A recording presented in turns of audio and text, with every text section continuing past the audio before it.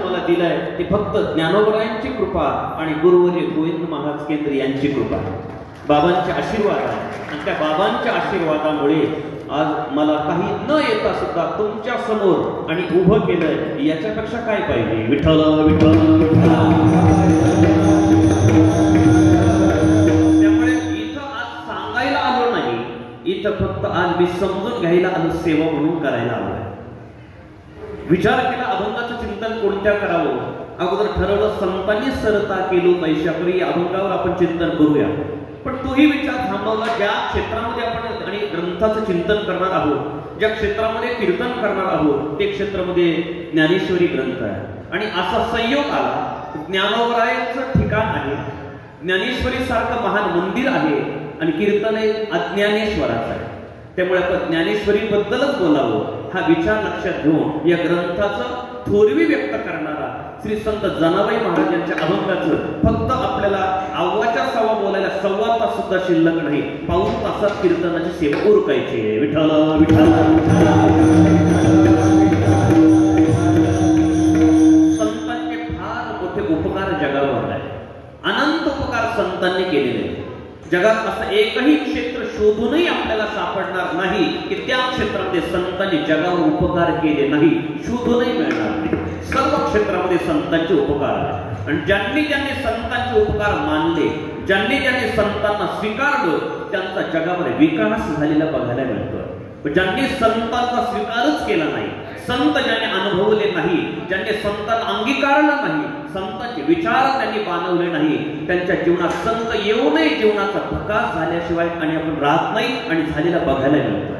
संत जीवन अंगीकारलं पाहिजे, संतांचे विचार अंगीकारले पाहिजे. आपल्याला सर्व जर नाही घेता आलं, पण जेवढं आपल्याला घेता येईल तेवढं आपण प्रयत्नाने घेतलं पाहिजे, जेणेकरून संतांचे विचार जीवनामध्ये आले तर जीवनाचा विकास, जीवनाची प्रगती होते. तर प्रत्येक माणसाच्या अंतःकरणामध्ये सुप्त अशी भावना असते की माझा उत्कर्ष व्हावा. या जगामध्ये गरीबाला गरीब राहू वाटत नाही, रोग्याला रोगी राहू वाटत नाही, सत्ताहीनाला सत्ताहीन राहू वाटत नाही, पारतंत्र्यात असणाऱ्याला पारतंत्र्यात राहू वाटत नाही. प्रत्येकाच्या अंतःकरणातली धारणा आहे, लालसा आहे की मी फ्रीडम, स्वतंत्र मला व्हावं, स्वातंत्र्य मिळावं. नाही का नाही, मी माझ्या जीवनाचा सुद्धा प्रजासत्ताक साजरा करावा हे प्रत्येकाला वाटतं. जसं आपण आलोच ना प्रजासत्ताक दिन साजरा करू, असं प्रत्येकाला वाटतं फ्रीडम, स्वातंत्र्य हवंय.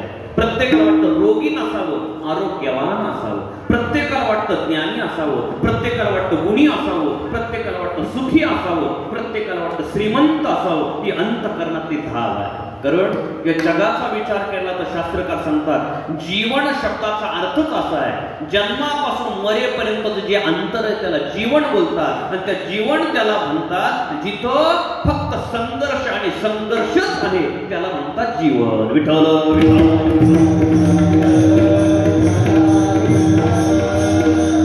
द्वंद्व जिथं आहे त्याला जीवन म्हणतात. जगात असा एकही मनुष्य आपल्याला सापडणार नाही की तो छातीला हात लावून सांगेल की माझ्या जीवनात समस्याच नाही, माझ्या जीवनात संघर्षच नाही, माझ्या जीवनात कसलं दुःखच नाही. असा जगात शोधूनही एकही आपल्याला व्यक्ती सापडणार नाही. तुम्ही आम्ही ग्रस्तीच काय, पण ज्यांनी संन्यास घेतला ते सुद्धा सापडणार नाही. प्रत्येकाला काहीतरी समस्या आहे, समस्या म्हणजेच जीवन आहे. आणि ही समस्या सोडवण्यासाठी, जीवन सुखकर होण्यासाठी माणसं जीवनभर संघर्ष करत असतात, संघर्ष करतात. दोन तट आहे माणसाच्या जीवनाला, जन्माचं आणि मरणाचं. दोन तट आहे, द्वंद्व आहे. शास्त्रकार एका ठिकाणी सांगताय एक मनुष्य रस्त्याने चालला आणि प्रवास करत असताना मोठं शहर आहे, त्या शहराच्या दोन्ही बाजूला आणि दुतर्फी अशी लोकवस्ती आहे. तो रस्त्याने जात असताना त्याने एका घरात पाहिलं तर सुंदर स्वरामध्ये विणा लावलेला आहे, सुंदर स्वरामध्ये मृदंग लावलेला आहे आणि गायनाचं संपूर्ण ज्ञान असलेली आणि व्यक्तिमत्व आहे. आणि सुंदर राग रागिणी आलाप करतात, आळवतात राग रागिणी, जसे माझ्या दोन्ही बाजूला दोघं गायन असतात ऐकणे, असे सुंदर स्वरामध्ये गायन करताय. तो इकडे पाहिलं, तो तिकडेच्या गल्लीला पाहिलं, बाजूच्या घरामध्ये तर तरुण कोणीतरी व्यक्ती अपघातामध्ये मृत्यू पावलाय आणि घरातले नातेवाईक आणि गावातले सर्व लोक येऊन आणि ऊर बडवून बडवून रडत आहे.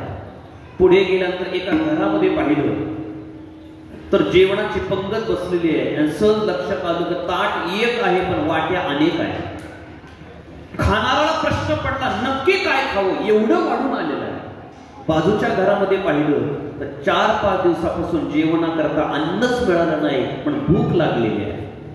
एका घरामध्ये पाहिलंय टवटवीत फुलासारखा, गुलाबाच्या फुलासारखा चेहरा आहे, सफरचंदासारखे गाल आहे, लहान बाळासारखा गुबगुबीत चेहऱ्याची माणसं आहे. पण शेजारच्या बाजूला पाहिलं तर टपाल आहे, म्हणजे फक्त हाडाचा सापळा शिल्लक आहे, जर्जर झालेली अवस्था आहे. एकीकडे पाहिलं तर असं आहे, एकीकडे पाहिलं तर तसं आहे. हे का असं? त्याचं कारण द्वंद्व आहे. द्वंद्व, त्याला संघर्ष करावा लागतो. द्वंद्व त्याला म्हणतात. शास्त्रकार सांगतात संसार नक्की अमृतमय आहे की विषमय आहे, हेच कन्फ्युज आहे. विठ्ठल विठ्ठल.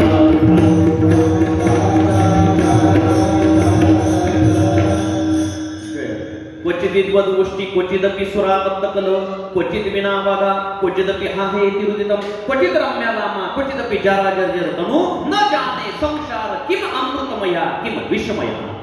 हा संसार असा, याला द्वंद्व बोलतात. या द्वंद्वातून पुढे जाणं यालाच जीवन बोलतात. आणि प्रत्येकाच्या मनातली अंतःकरणातली धाव आहे की माझा विकास व्हावा, माझा उत्कर्ष व्हावा. विठ्ठल विठ्ठल.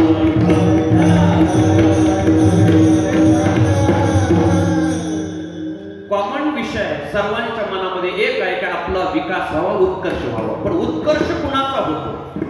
कोणाचं जीवन आणि सफल होतं? उत्कर्ष कुणाचा होतो? ज्याने जीवनामध्ये सुसंस्कार आणि अंगीकारणे, सुसंस्कारित जीवन ज्याने जगलं त्याचाच जीवनात उत्कर्ष झालेला बघायला आपण मिळतोय. सुसंस्कारित जीवन. नाही तर जगामध्ये आपण बघा, एवढी विपन्न, एवढी विपरीत अवस्था आहे. सत्ता लोकांच्या ताब्यात आहे, संपत्ती अमाप आहे, बळ आहे, सौंदर्य आहे, ऐश्वर्य आहे, पण समाधान नाही. का? संस्कार विहीन आहे. विठ्ठल विठ्ठल. संस्कार असू द्या, इतर गोष्टी नसू द्या, तरी माणसाचं समाधान आणि बिघडत नाही.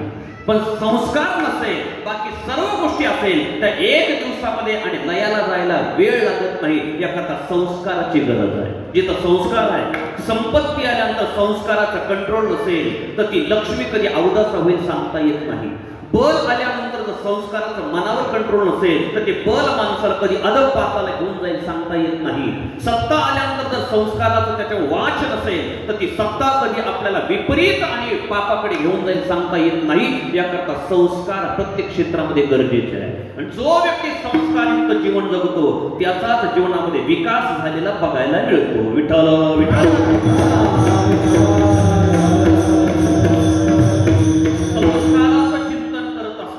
अजून 3 शब्द आहेत. संस्कारयुक्त जीवन जगत असताना त्या व्यक्तीचा संस्कृती आणि जगत असताना 3 गोष्टी त्याला जोडून येतात. कृती, विकृती आणि संस्कृती. संस्कारयुक्त जीवन जगणारा व्यक्ती संस्कृतीचं रक्षण करतो. आणि कृती, विकृती आणि संस्कृती या 3 शब्दाचं चिंतन केलं.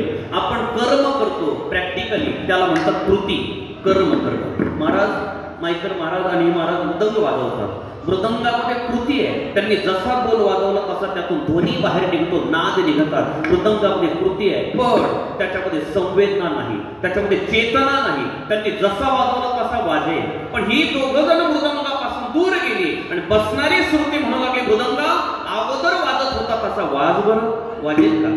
वाजणार नाही का? त्याच्यामध्ये संवेदना नाही, चेतना नाही. हो, जसा वाजवला तसा वाजेल. याला म्हणतात कृती. म्हणजे कर्म होत राहणं ही कृती आहे. ही कृती आहे. उदाहरणार्थ आपण रस्त्याने चाललो, ट्रॅफिकची आणि वर्दळाची गर्दी ट्रॅफिक आणि मोटरसायकलवर जात असताना अचानक पायी चालणाऱ्या, बाजार करणाऱ्या, पायी चालणाऱ्या माणसाच्या पायावरून चाक गेली. गाडीचं चाक पायावरून गेल्यानंतर तो खाली पडला. लोक धावून आले, त्याला उठवलं आणि एकाला झोपवलं. येते का लक्षात? ज्याच्या गाडीचं चाक पायावरून गेलं, ज्याच्या पायावरून गेलं तो पडला. लोक धावून आले, त्याला उचललं, त्याला उठवलं, गाडीवरल्याला झोपलं. येते लक्षात? बरं, चला काय हरकत नाही. तेव्हा ते धावून आले. धावून आल्यानंतर शिक्षा करतात. कुणाला करतील?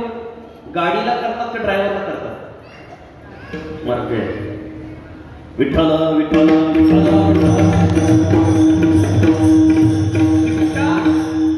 ड्रायव्हरला करतात, गाडीला करत नाही. कारण गाडीमध्ये संवेदना नाही. जशी चालवली तशी गाडी चालते. कृती आहे गाडीमध्ये फक्त.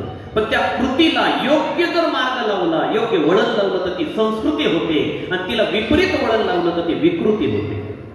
कृती, संस्कृती आणि विकृती हे 3 गोष्टी आहेत थोडक्यात. पंगत